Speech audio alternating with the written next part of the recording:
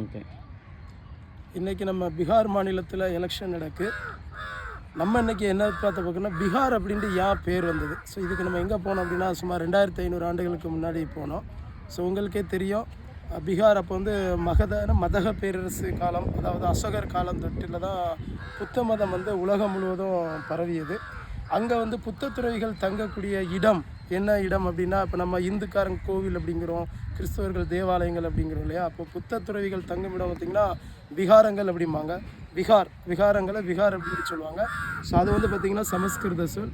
அந்த விகார் அப்படி தான் நாளடைவில் அது எதாக மாறுது அப்படின்னா விகார் அப்படின்ட்டு மாறிட்டு, குறிப்பாக பெர்ஷியர்கள் வந்த பிறகு, முகலாயர்கள் வந்த பிறகு அவங்க வந்து அந்த விகாருங்கிற சமஸ்கிருத சொல்ல பீகார் அப்படின்ட்டு உச்சரித்து பீகார் அப்படின்ட்டு வந்தது.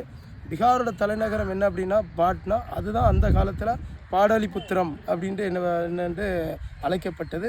ஸோ அங்கே வந்து பார்த்திங்கன்னா உலகத்திலே தலை சிறந்த பல்கலைக்கழகமான நாலந்தா பல்கலைக்கழகம் 2300 ஆண்டுகளுக்கு முன்னாடி வந்து பார்த்திங்கன்னா 10,000 பேர் தங்கி படிக்கக்கூடிய பல்கலைக்கழகமாக உலக புகழ்பெற்று விளங்கியது.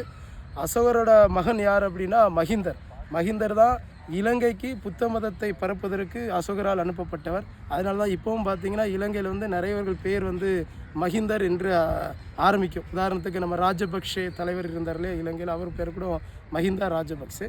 இப்படியான வரலாற்று படிவங்கள் நிறைய புதைந்து இருக்கின்றன. நன்றி.